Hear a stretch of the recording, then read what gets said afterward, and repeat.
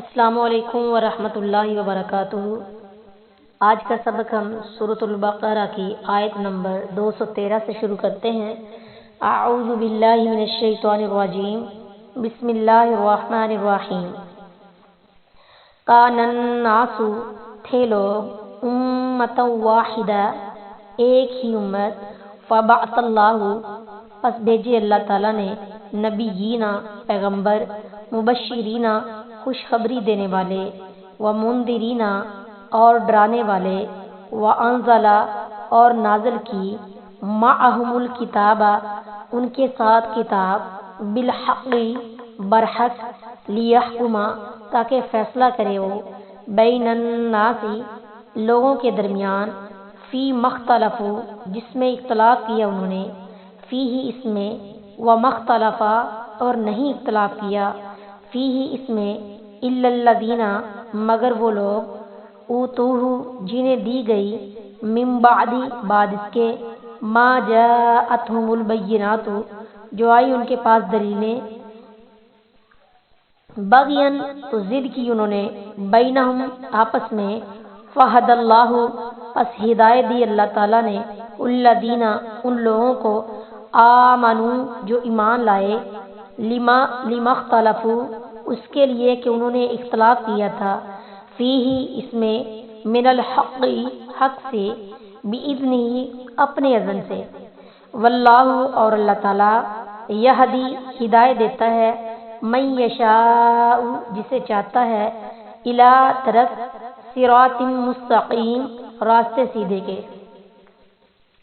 لوگ ایک ہی امت تھے، پھر اللہ نے نبی بھیجے، خوشخبری دینے والے اور ڈرانے والے، اور ان کے ہمراہ حق کے ساتھ کتاب اتاری، تاکہ وہ لوگوں کے درمیان ان باتوں کا فیصلہ کرے جن میں انہوں نے اختلاف کیا تھا، اور اس میں اختلاف انہی لوگوں نے کیا جنہیں وہ دی گئی تھی۔ اس کے بعد کہ ان کے پاس واضح دلیلیں آ چکی، آپس کی ضد کی وجہ سے، پھر جو لوگ ایمان لائے، اللہ نے انہیں اپنے حکم سے حق میں سے اس بات کی ہدایت دی جس میں انہوں نے اختلاف کیا تھا، اور اللہ جسے چاہتا ہے سیدھے راستے کی طرف ہدایت دیتا ہے۔ اس آیت میں اس تاریخی حقیقت کا انکشاف فرمایا ہے کہ انسانیت کی ابتدا کفر و شرک اور عظیم الشان مخلوقات، مثلا سورج، چاند، آگ، ہوا، پانی، فرشتوں اور نیک انسانوں وغیرہ کی پرستش سے نہیں ہوئی، بلکہ خالص توحید سے ہوئی ہے۔ ابتدا میں تمام انسان ایک ہی توحید رکھتے تھے، ایک دین توحید رکھتے تھے، اور ان کی ایک ہی ملت تھی۔ ابن عباس رضی اللہ تعالی عنہ نے فرمایا، آدم اور نوح علیہ السلام کے درمیان 10 قرن یعنی 1000 سال تھے۔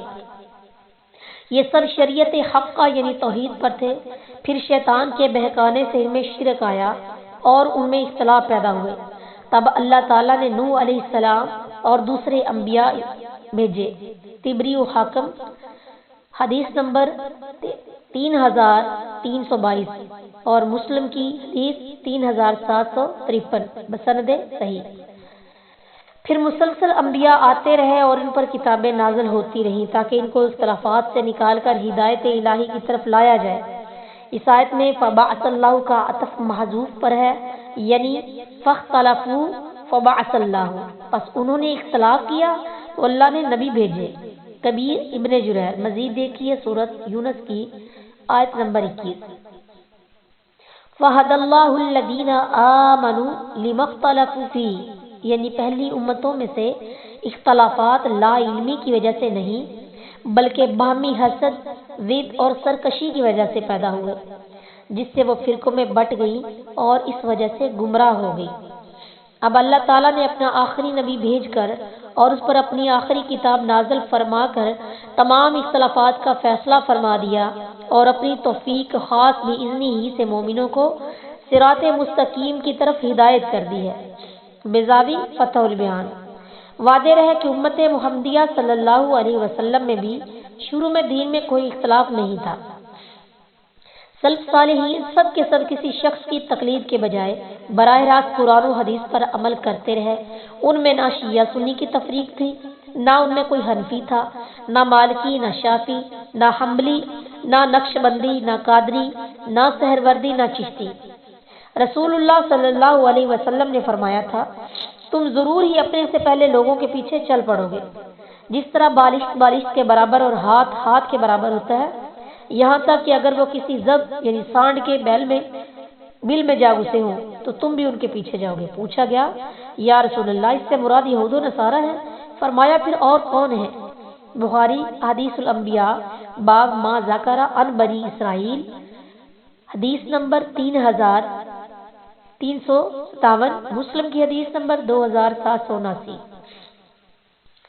آپ کے اس فرمان کے مطابق جب اس امت میں بھی اہل کتاب کی طرح شخصی رائے کی تقلید اور اپنے دھڑے کی بیجا حمایت پر جمود پیدا ہو گیا، لوگوں نے قرآن و حدیث کے بجائے اقوال رجال کو دین سمجھنا شروع کر دیا، تو امت مختلف فرقوں میں بٹ کر تباہ ہو گئی۔ اس سے صرف وہ لوگ محفوظ رہے جو قرآن و سنت پر براہ راست کاربند رہے اور کسی نئے گروہ کا حصہ نہ بنے۔ وللہ الحمد۔ رسول اللہ صلی اللہ علیہ وسلم جب رات کو اٹھتے تو اپنی رات کی نماز کا افتتاح اس دعا سے کرتے تھے، اللہم رب جبرائیل و میکائیل و اسرافیل فاطر السماوات والارض عالم الغیب والشہادۃ انت تحکم بین عبادک فیما کانوا فیہ یختلفون اہدنی لما اختلف فیہ من الحق بإذنک انک تہدی من تشاء الی صراط مستقیم۔ مسلم صلاۃ المسافرین باب صلاۃ النبی صلی اللہ علیہ وسلم و دعاء باللیل، حدیث نمبر 880۔